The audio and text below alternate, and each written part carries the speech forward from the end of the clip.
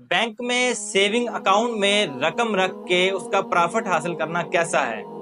अक्सर दोस्त इस तरह कहते हैं कि बैंक के सेविंग अकाउंट में पैसे रखवा देते हैं, उसका जो प्रॉफिट आएगा वो इस्तेमाल कर लेंगे, वो जायज़ है। लेकिन मुफ्ती साहब का ये बयान सुनिए कि बैंक में रकम रख के उसका प्रॉफिट इस्तेमाल करना कैसा है। सेविंग अकाउंट वो कि जिस पर आदमी को चाहे ना चाहे वो प्रॉफिट मिलेगा, उसके अंदर वो उसके अकाउंट के अंदर वो रकम आती रहेगी जो कि सूद है। बैंक में जो हमारी रकम है ये एक तरह की कर्ज है और हर कर्ज जिस पर आदमी को नफा मिलता है वो सूद है। कुल्लु कर्दिन जरा मनफियतन फहुव रिबा, वो सूद है।